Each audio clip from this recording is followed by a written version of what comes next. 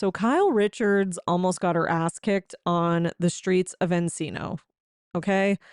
There are much bigger stories this week, but I'm going to need to start with this one because the footage is hilarious and you need to go look it up if you haven't seen it. It's a wild one. But we have also got crazy stories and things happening from like every franchise. The Valley, Vanderpump Rules, Summer House, Real Housewives of Atlanta, Real Housewives of Salt Lake City even is in the news. Like there is just so much going on. So there's a lot to cover. So let's get right into it. And again, thank you for being subscribers and enjoy today's episode. Welcome to the Bravo Papers, a safe space for all us Bravo fans who love to analyze, deconstruct, and talk about our favorite Bravo shows ad nauseum.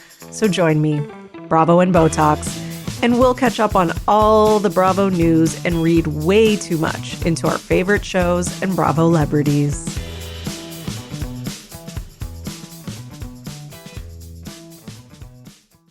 Hello, everyone, and welcome back to another episode of the Bravo Papers, Bravo Weekly News, here with your host, Bravo and Botox, also known as Emily. I guess I should have done that the other way around. There's a lot of news today, okay? A lot. And not just little stories, like big, impactful things. There's Allie talking about the domestic violence that and the relationship with James. There's, Brittany talking about her son being diagnosed with autism.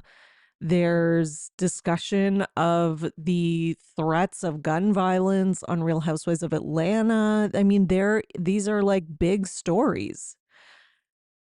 But that being said, I'm going to start with Kyle Richards getting yelled at by a dog owner because they're gonna have 19 of the most serious things ever. I'm gonna start with Kyle Richards getting yelled at on the streets of Beverly Hills because to me this was the best story of the week. I cannot. I'm obsessed with this story. It's hilarious. It's everything. Okay. I don't even care if you don't watch Beverly Hills. You need to listen to this story because whatever you're doing, whatever's making you annoyed this Monday, this is going to help. This is going to take your brain off of it for at least 5 minutes. So everyone knows I'm notoriously a Kyle Richards hater. Okay. But I'm going to give her a little bit of defense in this situation, but I'm going to criticize her because she just makes it too easy. So Kyle Richards and Teddy Mellencamp are walking down the street and they get into this like heated clash with this random woman.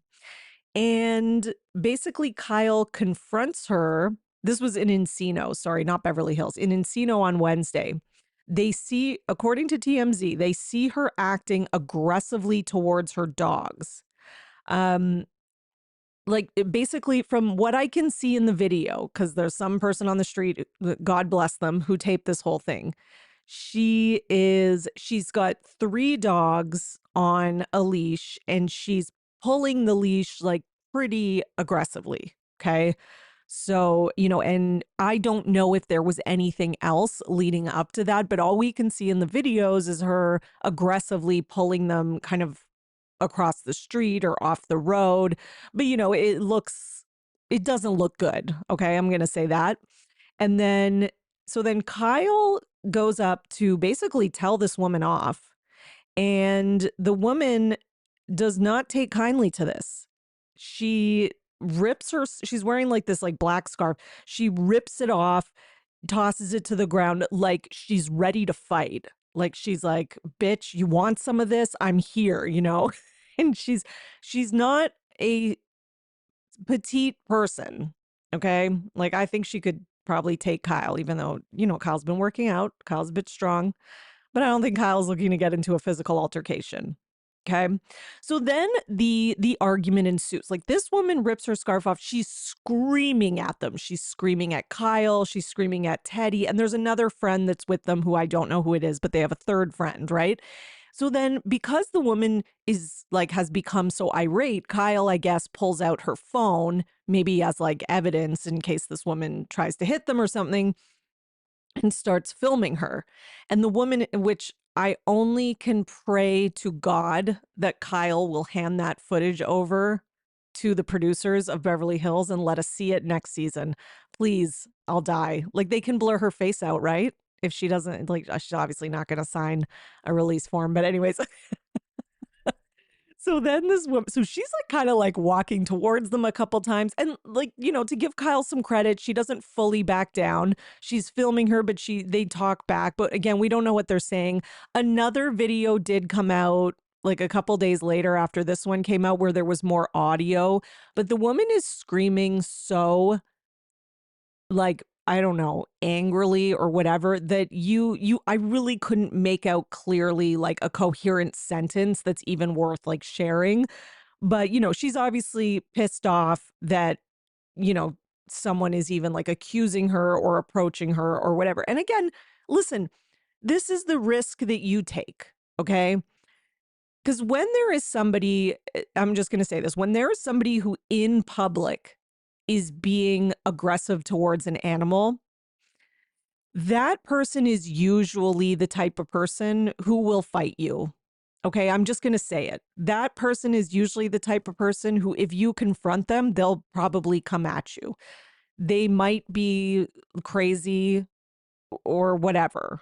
They may be a dangerous person, because I do think that if somebody has the capacity to be aggressive towards an animal in public and not give a fuck what other people, because the majority of people care what other people think. That's the other thing. So if they're on that level, you if you're going to confront them, I'm just saying, it's one of those like, be ready, because it could, like, this woman was ready to throw down, you know, she really was. So now, I have seen a lot of comments on the video of people being like, well, you can't really tell if she was acting aggressively just based on the video. And then other people who are like, she's clearly yanking like way too hard on the dog's leashes. The 3 dogs' leashes are kind of like tangled up. Like, I thought it looked like aggressive. Like, I would agree with Kyle in that sense. You know, whether I would confront the person is another story, because I might be a bit scared, because, you know, she doesn't look like someone that you want to fuck around with. But even just the way she's walking, like she's like walking, you know, like just kind of like, "Ugh." So then, so then Kyle does decide to confront her, but in true Kyle fashion. And again, you know, her heart, I guess her heart is in the right place. You know, like, good for Kyle. This is where I can give Kyle her flowers. Like, good for you for like saying something. And I'm sure there's probably more context. Like, it feels like Kyle saw more than just that with the woman like being aggressive. I guess we would hear more if Kyle ever speaks about this. But, you know, good for her in that sense. But then also on the other side, then she has to be so Kyle, because then this woman starts confronting her and like walking towards her. And does she not run around and hide behind Teddy, her friend who has stage 4 cancer? Like, if this whole situation is not just the perfect analogy of who Kyle Richards is, like the type of person who can dish it out, then can't take it, and then will throw their friend in front of a bus, a proverbial bus, in order to defend themselves, even if that person has cancer. It is just the most, it is the most Kyle thing I've ever seen. You know, so good for Kyle for sticking up for the dogs. But then on the other hand, she has to ruin it by using Teddy as a human shield in this situation. Oh my God. That's just so Kyle. Is that not the most Kyle thing that ever happened? To me, this is the most Kyle thing that could ever happen. Sorry, I'll stop saying it. Okay. But I just thought it was so funny. Listen, you know, I can understand various perspectives on this. Like, some people are like, listen, it's not your business. That's it. You know, she's pulling the leash aggressively, but it's not your business. Some people said there she was crossing a very busy street. Maybe she was just trying to get the dogs off the street as fast as possible. Like, I don't know. I can just judge on what I saw in the video. Okay. Anyways, there you go. Kyle getting into people's business and getting yelled at. That's a good way to start a Monday, isn't it?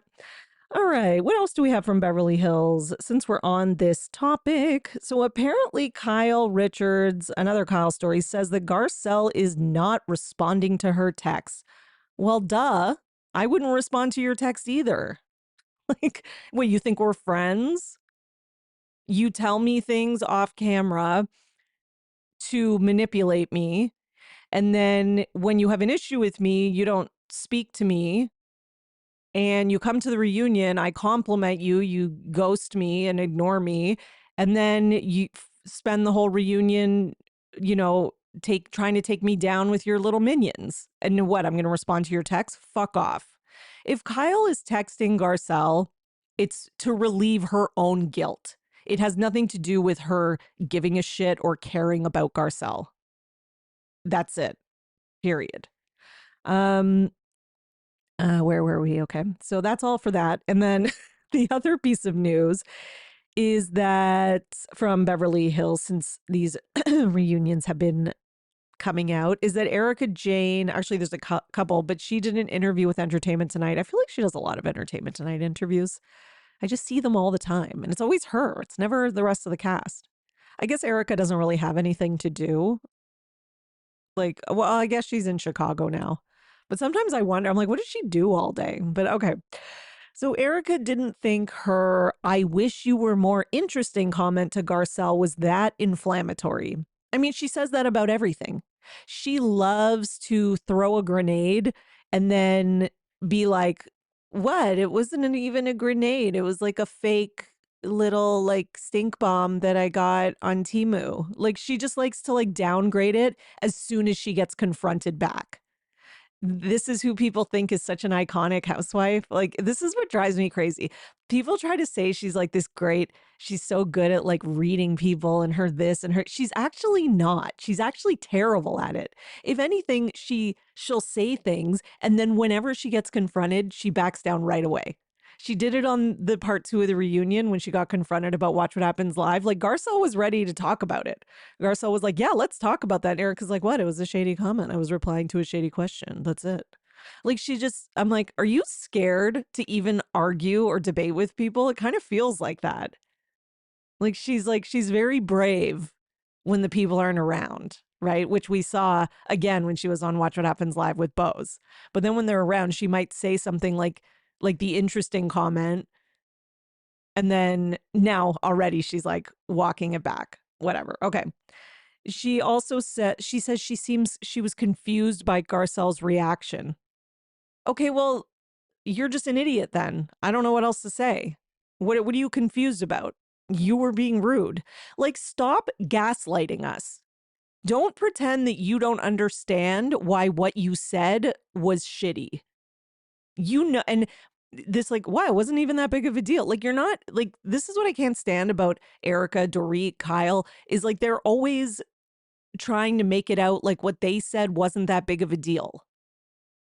Right. And then they gaslight you into feeling like your feelings, like you're the crazy one for even reacting that way. You're the one, you started it. You said it. Like, get out of here. And then the other thing that drives me crazy is that if you say something to them, it's like, you know, the world has ended. God forbid you make a wallet comment or something. It's like, or even ask a question about Morgan, and it's like they'll burn the place down. Okay, and then what else did Erica say? Erica was asked what she thought about Garcelle's response when she went off on Erica backstage and not to her face. And she's like, well, that's kind of the way it seems to go. Well, no, because she knew that if she blew up on stage, that number one, she's like the first Black cast member amongst a cast of white women. Okay, so number one, she has to balance and be more aware of like the way that she deals with conflict, and she knows that you guys are a bunch of gaslighting bitches who, if she gets mad and says anything, you're all going to be like, oh, it wasn't even that big of a deal. You're going to say exactly what you're saying now. Like, God, Garcelle, calm down. It wasn't even that big of me. Like, that's what they're going to say. And she knows that. Right. So, she handled it as best she could given the situation, Erica. Okay. And Erica's the one who says shit behind people's. As soon as she's in these interviews, she's got lots to say. Okay. Meanwhile, in other news, it seems that PK's throwing a bit of shade at his wife, ex-wife, whatever you want to call it, estranged wife. So he posted this Instagram story where he's standing in the doorway of a hotel room, and the door is like half open. And it says, it's better to admit you walk through the wrong door than to spend your life in the wrong room. Okay, so I'm assuming he's saying that it's better to, admit, I guess, that you made a mistake than to just like stay in that mistake for the rest of your life. So I guess Dorit's the mistake. Okay, I gotcha. But, PK's being shady. I'm not against it. I don't have a lot more to say about it. I'm just, I'm good with it because Dorit's driving me crazy, so I don't even care. Okay. I'm not even going to try to defend her right now. Dorit Kemsley and her ex PK pull $7.5 million mansion out of pre-foreclosure by paying off $300K mortgage debt. So, as we know, the house was in pre-foreclosure. They apparently ponied up a massive amount after missing more than 4 months of payments. Okay, so in November was when the Encino estate was in pre-foreclosure. They'd missed more than 4 months of payments, and a notice of default for $298,000 for the property, which the couple moved into during the summer of 2019, was filed on October 16th, 2024. However, the property records that were obtained originally by the U.S. Sun show the default notice has since been rescinded for the mansion. Okay, so I guess that means that they made the payment that they were supposed to make. And, Dorit was giving us that stupid ass story of like, until they give him his call back, he's not going to pay. He's resolved it. Listen, they ended up calling. That's what he said. No, he just wasn't paying. Like, I just think he didn't live there anymore and he didn't give a fuck and he stopped paying. And I do think part of it is because you guys are having financial struggles. Yes. But I also think that now that it has been brought to the attention of the public, talked about on the reunion, and the other thing is that the season is now wrapping up. So I think that someone got a paycheck. And I feel like I heard before that they do get paid at the end of the season, but I could be wrong about that. But now that she got a paycheck, I bet you they were able to make these payments. See, and this is why I think like Dorit and Erica are sometimes so infuriating on this show, because they need this paycheck. Like, they need it. And yeah, it drives me crazy. But yeah. All right, good for them. Glad they did it. If they had not taken those steps, it would have been a non-judicial foreclosure, meaning the lender could have foreclosed on the property at any time without having to go to court, which is common practice in California. Okay, so we'll see if she misses any more payments. I have a feeling that this isn't going to be the last financial story that we're going to end up hearing from these two. I just kind of know it.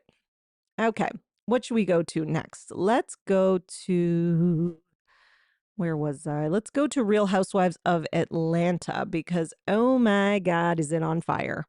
Okay, I'm sorry if I had to stop recording for a second, open my window. It is so goddamn hot in here. So, but my neighbor is doing some type of landscaping construction. So if there's construction noises, my apologies. There is so much though for Atlanta. This season is amazing. I don't like I understand that it's like heavy drama, I guess, in some ways for people, but I'm really enjoying it. So, and I think a lot of people are. This is a really good season. Like it is just bringing it. And again, I'll talk more about that when I cover the episodes if you want. I'm covering Atlanta, Summer House, The Valley, which starts this week over on the Patreon. So check it out, patreon.com/Bravo and Botox. So Cynthia was on Watch What Happens Live, and she said that her and Kenya haven't spoken since the salon event. She says that they texted a bit and she reached out, but, Kenya knows she's there when she needs her. So, Cynthia's been getting a lot of flack for seemingly taking Britt's side, but, it's not 100% clear that that's what's going on. But I guess, that's how Kenya and a lot of fans feel, just based on, I guess, some of the comments and the things that Cynthia said in an interview, which I talked about last week. So Cynthia was kind of trying to frame it like, I don't agree with what she did. She went too far. Like, I think she's better than that, basically, right? But Kenya, I don't think she's feeling that because she reposted this clip. It's like an old interview with Nene Leakes, where in it, Nene is talking about Cynthia. And basically what Nene says in the video, because this is when like her and Cynthia had a falling out on Real Housewives of Atlanta. And basically what Nene is saying is that it's one thing for, two friends to fall out. It happens, or to have a disagreement with a friend or not like them. But to have a disagreement with a friend or not like them and then go and befriend that person's enemies and maybe tell them things, that's like really shady shit. So I guess that's what Kenya is feeling like Cynthia did to her, since it does seem like Cynthia still has or has some sort of friendship with Britt, and I guess Kenya is not, you know, okay with that, obviously. Now, the other thing is that I feel like Cynthia and Kenya have never been as solid as a friendship since the Ultimate Girls trip, where they kind of got into it, and it feels like they've never been as solid since then. So it could be that the foundation was already kind of rocky. And then obviously, the whole thing happened now on Real Housewives of Atlanta with, Kenya at her salon. So I think it's kind of all of those things put together, maybe.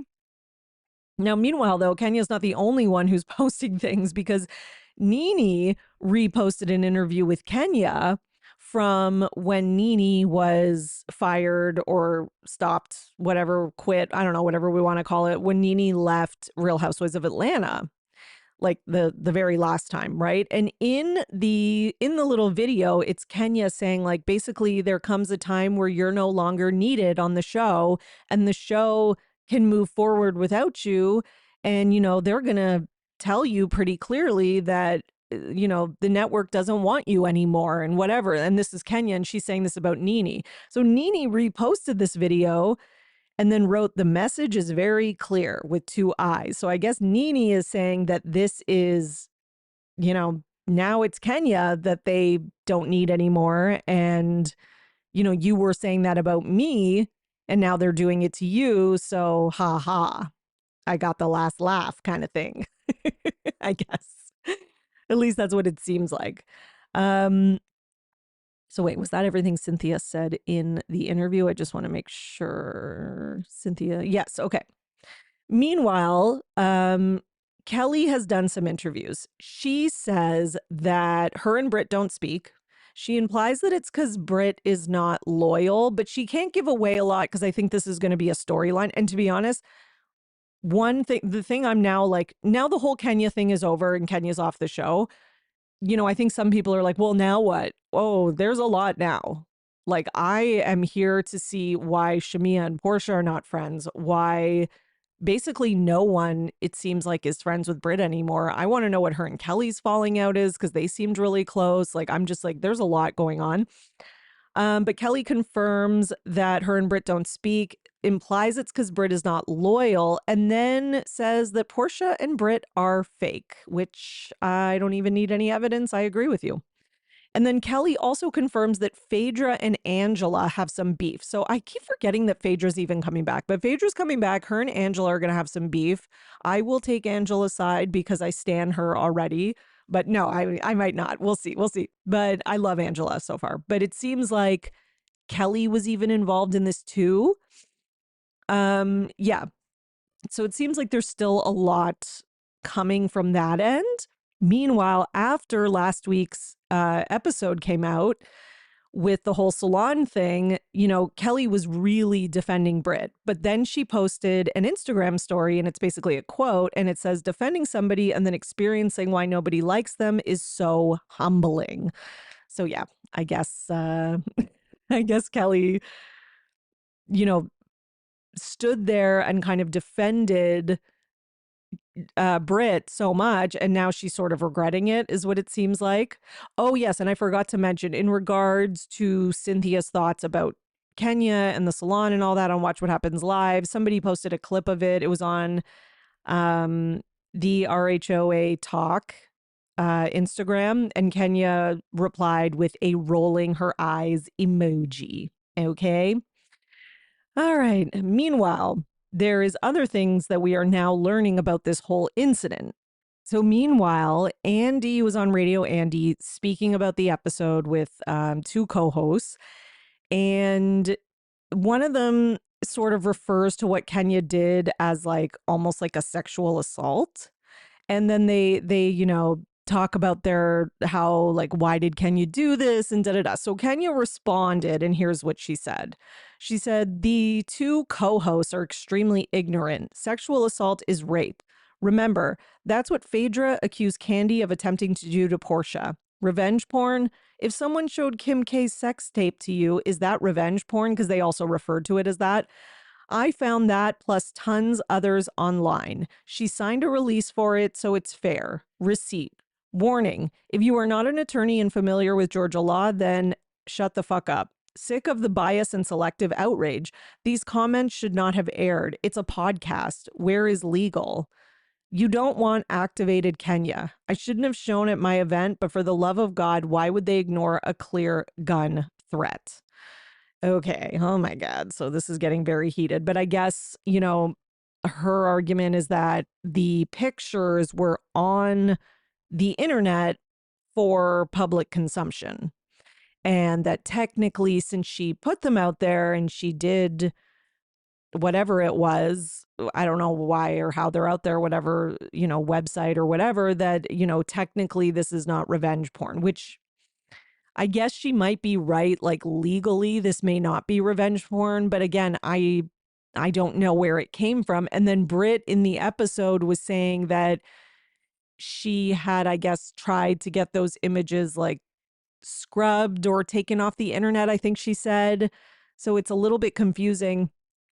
And then somebody else posted Britt posted them as part of her OnlyFans subscription and sold them as pay-per-view. Then people leaked them. So apparently this is where they came from. Now, OnlyFans is a paid service. So would a content creator have a legal right to sue someone who's leaking their paid content? Maybe. Okay, so maybe that would be different. I still don't know if it would, under the legal sense, fall under revenge porn or not. I'm not sure. Either way, here's the thing. You know, I agree with Kenya that the sexual assault comment is a little far, but I do, you know, it doesn't excuse showing the pictures. Like, you still shouldn't have shown the picture. Like, whether it's technically revenge porn or not, it's still just a terrible thing to do. Even though I can't stand Brit, you know, it doesn't matter. You still don't do that. And that is really embarrassing for someone. And that is something that's like, now it's on like a national, like, it's one thing that they're out on the internet, like hard to find, and your private investigator dug them up. But it's another thing to like now announce it on like a television show that like millions of people watch. So it's a little different. Okay. So meanwhile, Portia is adding fuel to this fire. I don't know why, Maybe because she's not making as much of an impact this season as she thought. I don't know. So Portia goes and does this video, posts it on her Instagram, and she says that there's a housewife still on Real Housewives of Atlanta that gave Kenya the nude info regarding Britt. So I guess told Kenya that these nude pictures were out there. Then Kenya responds and says that this is not true. So Kenya responded in a comment and said, absolutely no one on the show gave me anything. Stop using my situation for clickbait. And then Portia responded and said, that's a lie. We talked day and night, and I personally went to network production and fought for you before you showed her underage explicit pics. I also went after as well because I was hurt you had to leave. I checked on you because I cared and care. I'm not your enemy at Kenya. Okay, so this has started a whole other fucking firestorm because now people are like, wait a minute, these pics were underage. What the hell? Da da da. Like, why is Portia saying that? So, internet sleuths looked into it. People have been asking around, like, were they underage, etc. If they were, wouldn't Britt have said that? Like, that would give her another reason to be like, again, it would make her even more of a victim, and a Kenya could really be in trouble in that case, like more legal troubles. The only person who's ever even said that they were underage was Portia. Okay. From what I have gathered since Portia made that statement, she is wrong. So that Britt was young in the pictures, like 19, 20, but not underage technically. Okay. So just keep that in mind. And yeah, it was one of those things where like Portia, we know Portia does lie. And I feel like she was just she was adding a little spice to her response, which she shouldn't have, because that's like, we what we don't need is for this situation to be exaggerated. It's already terrible. We don't need it to be exaggerated and taken to another level. We just don't need that. So just stop it, Portia. Okay. Oh, Jesus. I'm getting tired. So Britt is also responding to like all these allegations that, her pictures are all over the internet. So she says, internet didn't tell Kenya anything because where is it all over the internet? Ming told me herself in a drunken night at an event in Miami for a whole hour. She has saved explicit images of me in her phone, saved for a rainy day. Very weird to admit to. She ain't innocent either. Can't help we dated the same people. So Ming Lee is somebody who I guess also dated, I think, like Rick Ross, and kind of runs in the same circle and is in like the beauty industry and, knows the women from Real Housewives of Atlanta. And yeah, just the same social circles, all that. Now Ming Lee responds and she says, I wasn't drunk. And what I said verbatim was, if I had given those pictures or videos to Kenya, it would have been the ones I have in my phone of you at that party, and you know exactly what I'm talking about. Those are not on the internet, nor have I ever shared or shown them to anyone, and I've had every phone since 2011. Okay. Britt, you're 1 year younger than me, so you were well over age, and this narrative that I'm mad because we dated the same person is complete BS. One of my best friends used to be his fiance, which you were cool with before you even dated him, so stop it. I don't have a problem with you, like I said to your face, and I would never leak or share any pictures or videos of you, period. You had a past, so what? Just tell everybody what does that say? They bleeped it out. Is that ho? I think. Okay, just tell everybody hang on, I have it in another one, so let me see if it's bleeped out there. Just tell it's ho. Okay, just tell everybody your ho got deleted and you're married now. FYI, and that image from the video is still on the internet as we speak. Like I said, the internet told your business, not me. Now leave me alone. So yeah, I guess Britt was trying to accuse Ming Lee, I guess because they dated the same person, that she would be mad and, want to give these pictures to Kenya.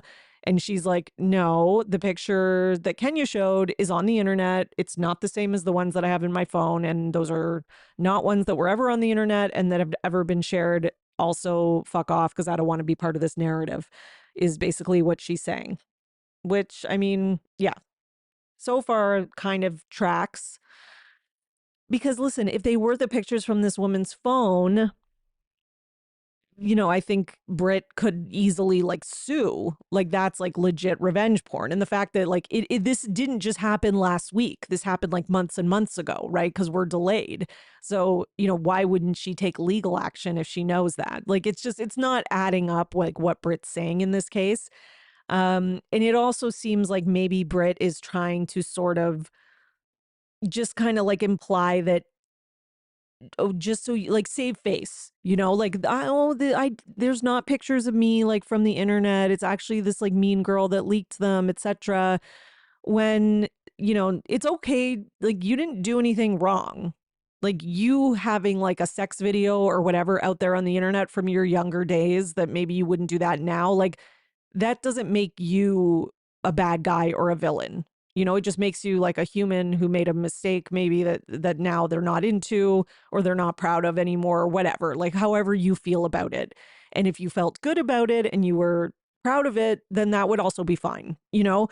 So what is fucked up is that, that it was put on the show in this way. So I think this is maybe like the wrong battle for Brit.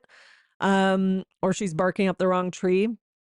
Meanwhile, Brit has done some interviews and, she says a few different things, but one thing she says is that she's owed an apology, but Kenya has gone around on all these shows, talk shows, and apologized, but not directly to her. Brit says she's open to accepting an apology from Kenya, but that has not happened, and that what Kenya did to her was much worse than what she did to Kenya, and she's the one who has to live with it. Okay. Well, yeah. I mean, it is a little bit subjective because I have seen some people who think the gun threat is worse. But God, yeah. I mean, but I can see the argument why what Kenya did is worse.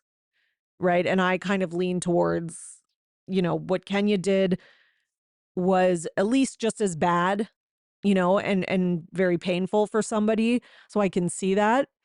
So yeah, it's just like, I don't think like sitting here being like, what is worse, a gun violence threat or nude pictures? Like, I just don't even know what that proves or what that does. They both did something very wrong and they both need to take accountability, right? For both of their actions and choices. Okay. So what was the other thing I was going to say? So Brit says she would not be open to filming with Kenya right now unless Kenya is genuinely honest, humbles herself, and comes to her and apologizes. Then she says she would be open. She says she would have forgiven her. She would have forgiven Kenya, but Kenya is carrying on in interviews, etc., like she is the victim. I mean, I think once Kenya figured out that they were going to air the pistol comment, she was like, because she had gone on an apology tour. And I do think there was a period of time where she wasn't sure if she was going to have evidence or proof that that happened. But then it did. So, yeah. Brit also talks about, so I do think that's I was going to, just to finish that thought, I do think that's part of the reason why Kenya has kind of gone on this tour, because I think she feels in some way she's been vindicated. But at the same time, it's okay to talk about like what Brit did to you, but you should still be talking about what you have done as well and maintaining your apology for it. That I think would be the best move. Brit also talks about her friend Kelly supporting Kenya. She said, "You went to war for me and now you're in support of something so nasty and vile. To say what Kenya did was not wrong because we're not friends is flip-flopping." I mean, I haven't heard Kelly say that. What I've heard Kelly say is that they're not really friends anymore and that she kind of sees why everyone doesn't like Brit. But I haven't heard her say that, oh, well, now I think what Kenya did was right. Like, I just don't think that Kelly said that unless I missed an interview or something. But yeah, I get the impression that if you're not giving like blind support, Brit kind of doesn't fuck with you. Like, that's the impression I get. Okay, let's see what else we got here. Meanwhile, an old clip has been pulled up of Brit. And in this old clip, she is talking about how she always carries her pistol on her. Oh, geez. And she's basically saying, like, even like when she goes to the gas station and how she always has it on her. And she's, this is a safety thing for her. And this is a podcast interview clip from 2021 or something, like not that long ago. So people are pulling that up just to like be like, see, there was like a clear threat.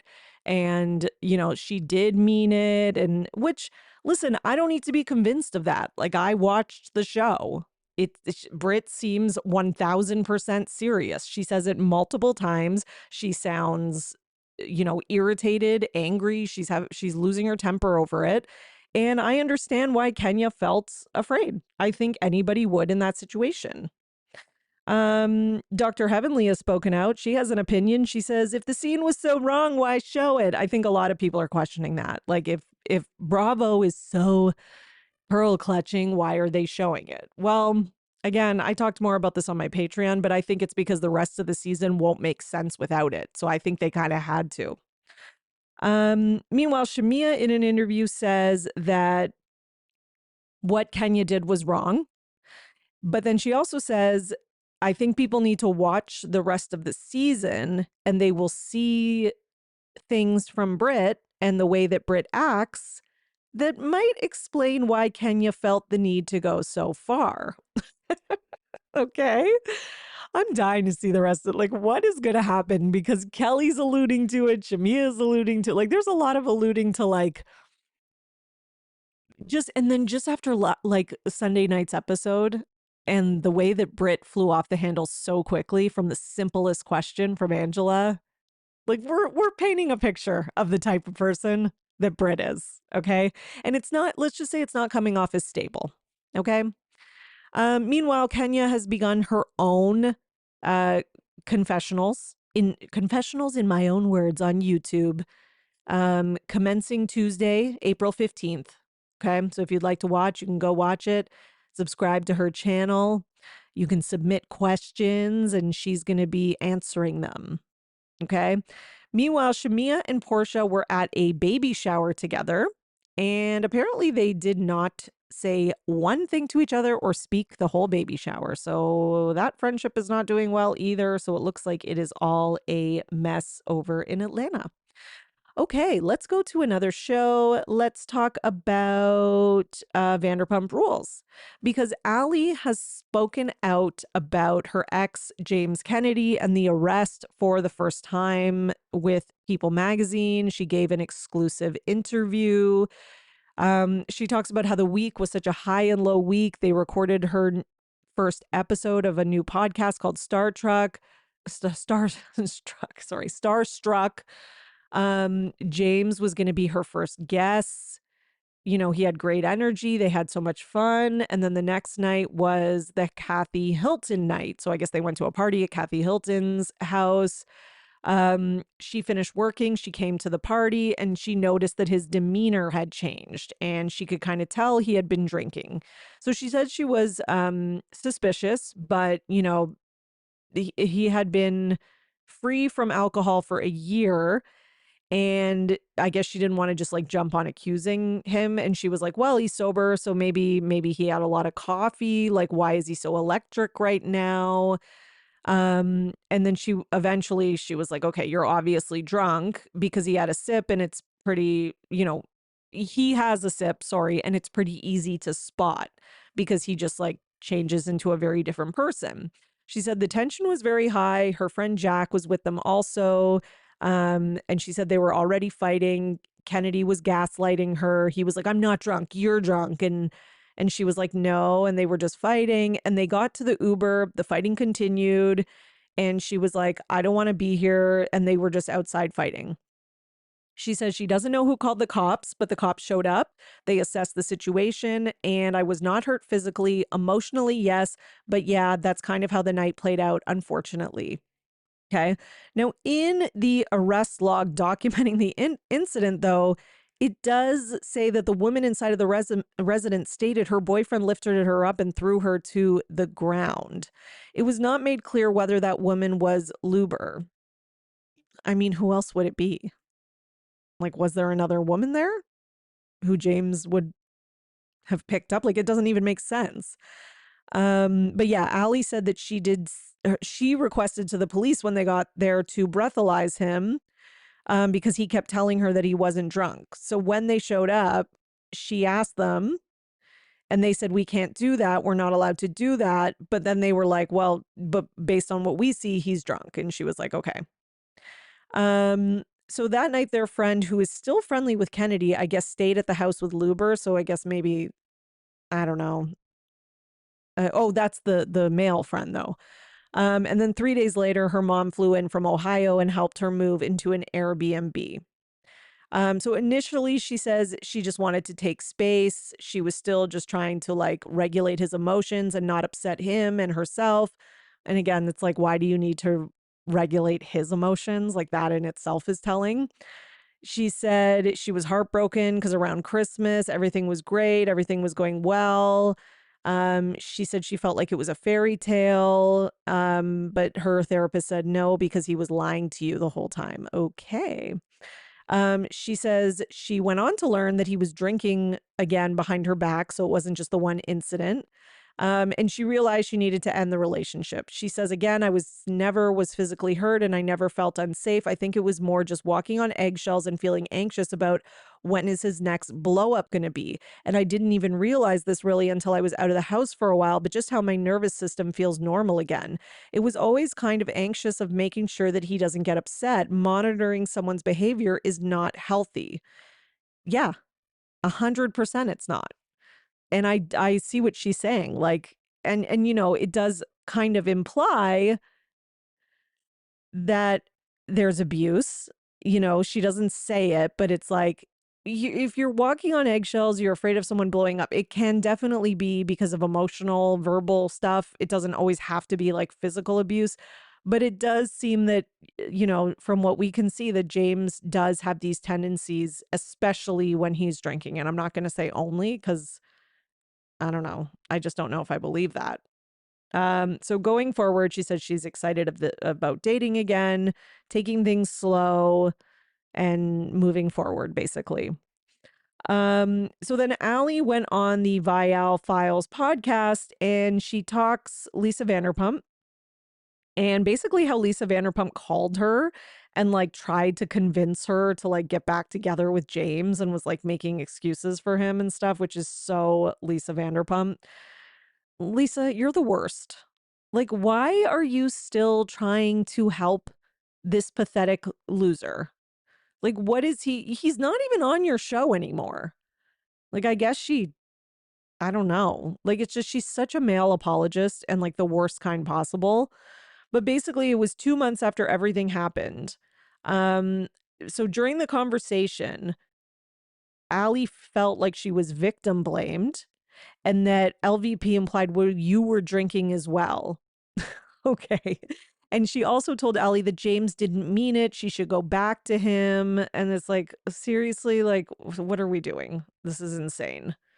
Um, yeah, it's not good. We still don't have an explanation, though, about why the police report, you know, said that about him lifting her up, by the way. I just want to say that. She went on the Vial Files podcast. There's still no explanation for that.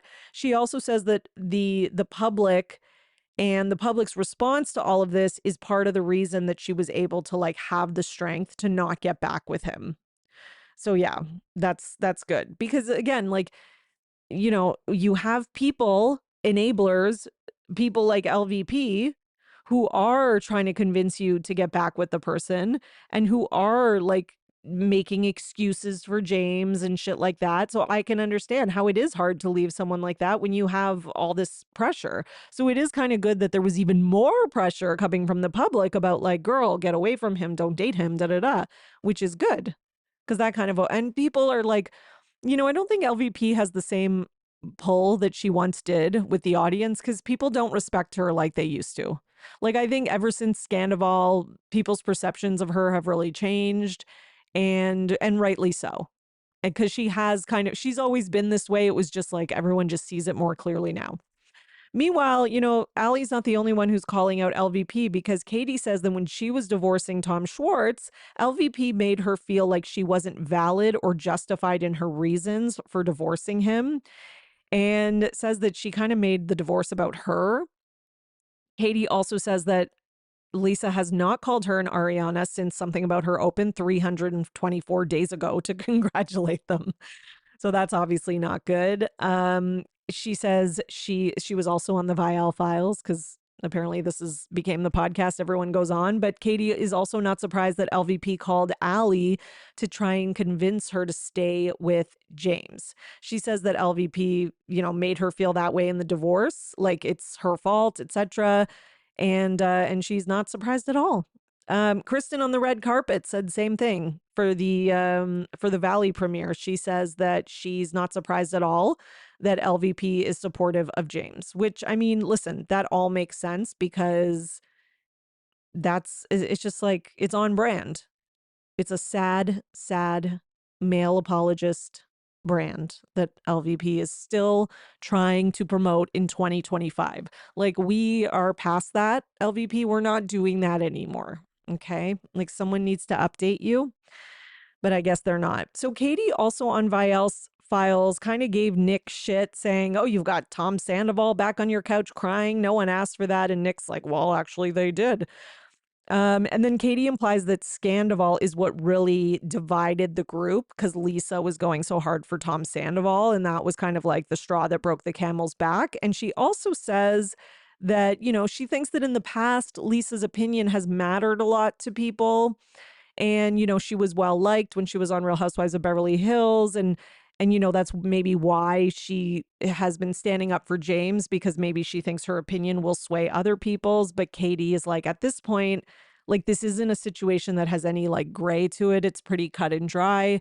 And like, people don't have time for that, period. Okay. And that makes sense to me. On that topic, let's talk about the Valley, because the Valley is starting this week and it's heating up, and I'm very excited, very excited. And the biggest piece of news coming from the Valley is Brittany sharing that her son Cruz was diagnosed with autism 6 months ago. So she did an exclusive interview with People talking about it. She says, our life is going to look a little bit different, but I feel like I was meant to be his mom, which is very sweet. She talks about how he crawled early, he walked early, he was talking, he was saying mommy, daddy, he was saying hot dog from Mickey Mouse Clubhouse. Then as he got closer to 2, they started noticing that he was regressing in his speech and he stopped talking almost immediately. So they put him in speech and occupational therapy right away. And their search for answers was a major plot point on the first season of The Valley, which we all saw. And, but they're revealing now that, so he turns 4 on April 12th. Oh, same birthday as my husband. And he was diagnosed with autism. He is mostly nonverbal, but he will sporadically say different words like mommy. She says it can be difficult because I've never heard him say, I love you, but he is so loving and he shows me he loves me every single day. He's such a mommy's boy, which is really sweet. And it does look like her and Jax were together for Cruz's 4th birthday this week because they took a picture, the 3 of them, where Cruz had like a spaceship themed birthday. So it is good that the 2 of them are, able to at least both show up and be there for Cruz on his birthday or special things, because it's even more important now, knowing that he's been diagnosed with autism. These 2 need to like put their shit aside and kind of rally for this kid. And that doesn't mean they have to like each other. Doesn't mean Brittany has to forgive Jax. Doesn't mean Brittany has to put up with abusive behavior from Jax. Like, none of that means that. But, if they can, stay on just a cordial path, because, they're probably going to need to, even more than a regular co-parent or co-parents who have a kid who does not have autism, they're going to have to communicate even more. There's going to be more appointments, more, all of that stuff. So that is something that is just going to be a reality for them. And, I give kudos to Brittany for speaking out on this and sharing it with everybody. Probably your hand was forced a little bit because she's on the show. And unfortunately, people in the audience can be assholes, like trying to, people trying to diagnose, etc. And people were saying that about Cruz before, which, like, okay, fine, you turned out to be right. Congratulations, whatever. Like, I don't know. Does that make you feel good? I don't know. And there's probably some people out there who were genuinely trying to help, because the earlier you diagnose it, the better. But there were people who were just being kind of jerks about it. And like, we saw she's going to speech therapy. They're going to occupational therapy. They're obviously like trying things. And that's probably what led to the diagnosis. So, just let them deal with that, is what I say. Okay. Now, one good thing I will say is that, him being diagnosed now it's very good to get an early diagnosis, and early interventions, so that Cruz can live, as much of a normal life as possible. So we wish Cruz and Brittany all the best. And I I know she just seems like a very good mom. I don't always like everything about Brittany. I'm not always like team Brittany about everything, but when it comes to this, I think she's a good mom, and I think she'll give this her all. And he's lucky he has parents who have the means to do that as well. That's the other thing, right? Because it's not cheap. It is not, it's a very expensive thing. And a lot of it comes with, privilege. Like, there's a lot of people who can't afford to do as many interventions and things like that. And that's just the truth of it. You know what this reminded me of? Jacqueline Lorita, when she had her son, Nicholas. And I'll never forget, like, that was such a moving storyline, but I'll never forget when she was like, at first he was like speaking early, like talking, or like doing all this stuff early, like prior to milestones. And she was like, and he was like, he like lined up a bunch of stuff. I remember she had a picture in like alphabetical order when he was like 2, and she was like, damn, my son's a genius. And then all of a sudden there was the regression. So it's a very similar pattern in these two cases. And it just reminded me that we've had more than one instance of this on Bravo. So we thank these women for sharing their experience, I guess, and I guess Jax too, because whatever. Okay. Okay. So I just can't give Jax credit for anything. But listen, Jax did say in an interview that his son can live with him for the rest of his life and he would be fine with that. And, that they're doing everything they can. So that's good to hear. Okay. Meanwhile, the Valley had their sort of, premiere party, and there were some interviews on the red carpet. But here is some gossip that I heard, okay, on the street being the internet.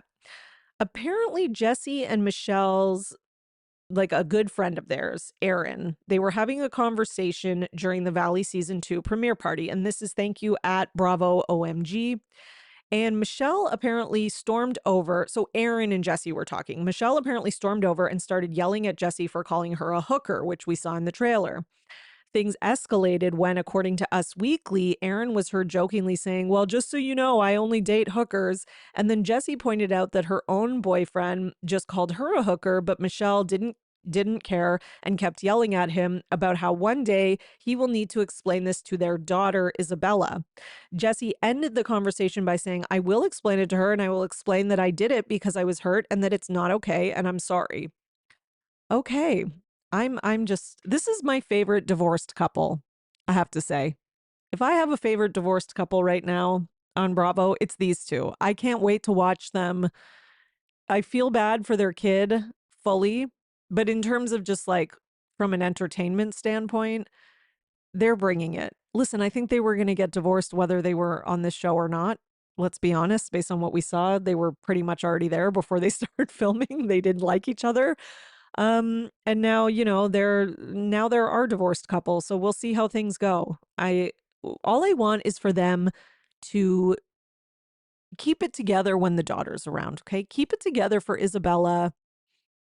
That's it. Okay.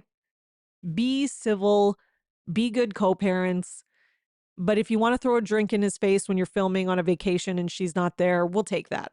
Okay. What else do we have? Oh yeah, the Valley's going to have an after show. And some people are not happy with who is appearing on said after show. And by that, I mean Brock, Sheena, and Lala. I don't get it. I don't get, like, why does Lala need to be there? I don't need Lala. I don't care for Lala. I don't, why is she on this show? This show has so many good storylines and so much good drama and so much happening. We don't need like a producer plant who's going to be annoying. And they even pair her with Brittany. Like, meanwhile, they have Michelle, Sheena, and Janet in another threesome. Or maybe that wasn't the best term. But yeah, I'm pissed. A lot of people are pissed. I hope it's just like a short lived, like Lala was in like that first episode getting mad at Jesse, and then that's it. And then she's not in it anymore. I don't know, but it's annoying. And I just feel like I don't know why they're not listening to the audience about this. It's crazy. Like, just crazy. Okay. Let's talk about what else we got. We've got a little bit of Summer House news. So Lexi was on Watch What Happens Live, and she says that a lot was being said behind her back. And she says, in terms of the whole like taking her to meet Jesse's parents, she said the whole thing of him like not wanting to do it, or I guess like regretting it or whatever because of what happened at kickball was news to her. And again, this is exactly what I've been saying and thinking this whole season is like whatever he is saying on camera and in front of us, he's hiding other things that he's saying to her off camera. Like, he's clearly saying to her on, off camera that like, I can't wait for you to meet my parents and blah, blah, blah. And then on camera, he's like, well, I got to introduce Lexi to my parents, because if I don't, she's going to freak out because she's fucking crazy. Like, that's what he's saying. And she says it was always the plan for them to meet his parents. Like, he's the one who brought that up at the beginning. And like, she was never told anything else. So again, like, he's saying all this stuff in confessionals and to the other cast members, but not letting her know, which makes her look crazy. And that's his plan the whole time, because he sucks. She says Paige is entitled to her opinion because Paige said that they're weird. But she felt that at the dinner, she was clear in terms of like explaining to the group, because they were all talking about how their week was. And she felt that she was clear in explaining how her and Jesse work things out. And she didn't understand like why, but she says, but she's entitled to her opinion. So I guess that's her nice way of saying like, maybe I don't get why Paige is commenting on it. That's kind of what I felt like she was saying. Lexi does now believe that it was more than toe sucking. She said at the time that's what she thought it was, but now that she's watched more of the show, she obviously feels a little bit different. Meanwhile, at Bravo OMG posted, like a meme of the two siblings from The White Lotus and wrote, Lexi, Jesse and Sierra are like siblings. The siblings they are like. And then a picture of the two brothers from White Lotus. And then Lexi replied and wrote, ha ha ha, just repeating what I was told, watching with the rest of you all, like, and then with the eyes emoji.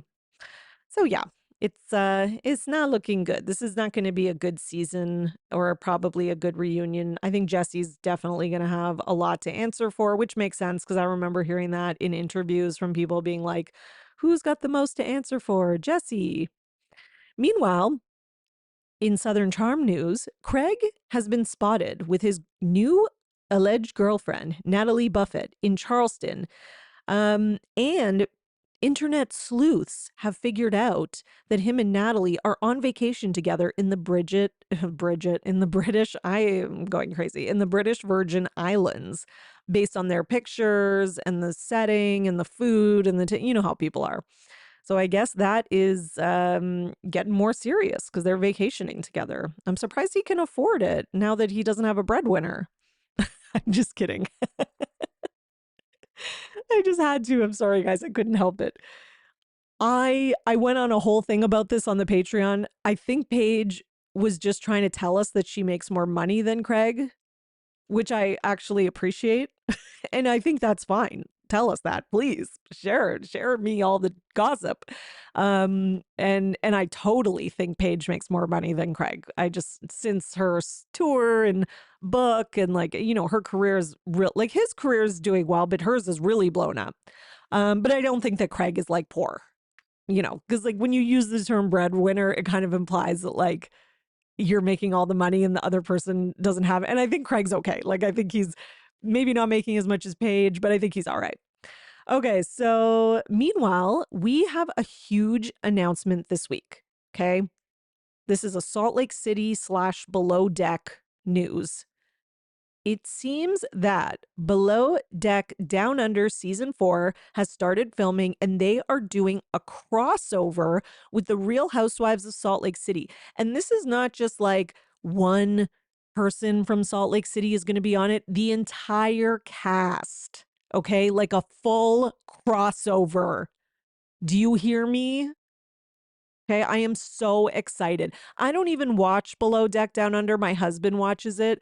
But just the idea of that whole cast and then being able to watch it on the Salt Lake City season and then being able to watch it from the other perspective of the crew watching those crazy ladies, it's going to be so good. I'm just, whoever thought of this, give them a raise, give them a medal, all that stuff. Like, just what a great idea.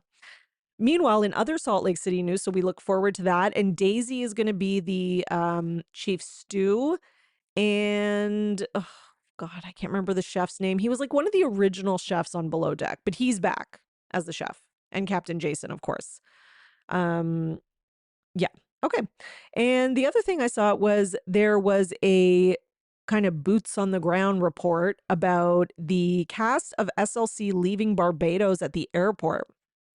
So somebody who was there saw them, snapped some pictures, said, Heather and Whitney walked by me a few minutes before everyone else. I have a pic too I can send. No Bronwyn. Angie K is between Meredith and Mary in the photo.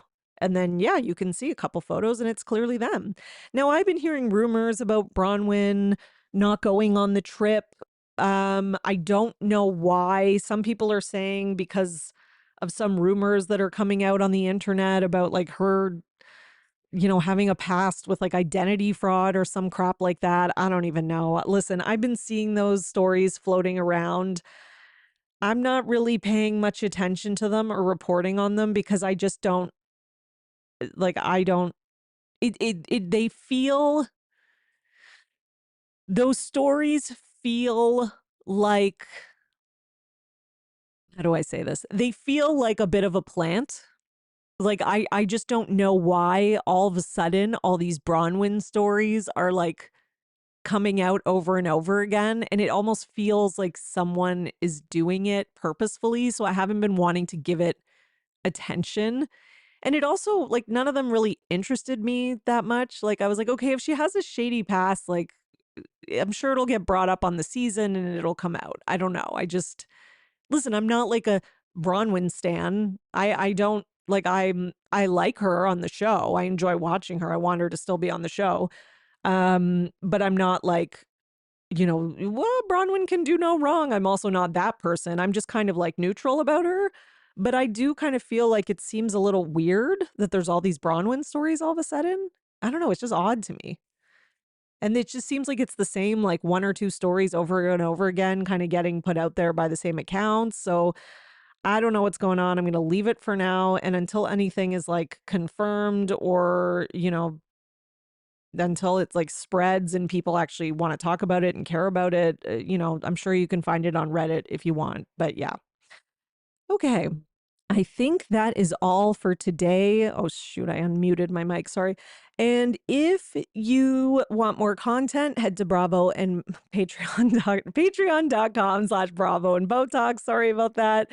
And you are now in the know for everything Bravo. See you next time. Bye. Thanks for listening, everyone. Your support really means everything to me. And this show wouldn't be possible without you, the listeners. So please, if you enjoy the podcast, leave a 5-star rating and subscribe so you don't miss an episode.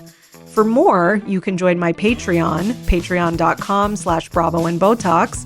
And for $5 a month, you'll get 4 extra podcast episodes a month. You'll also get early releases of Bravo Paper episodes and more. Please also subscribe to my YouTube channel at The Bravo Papers and follow me on Twitter, Instagram, at Bravo and Botox and at The Bravo Papers. If you'd like to buy me a coffee, you can at buymeacoffee.com/Bravo and Botox. You know, send your love through some much needed caffeine. And any guest that was on today's episode will be in the show notes, all their social media and contact information.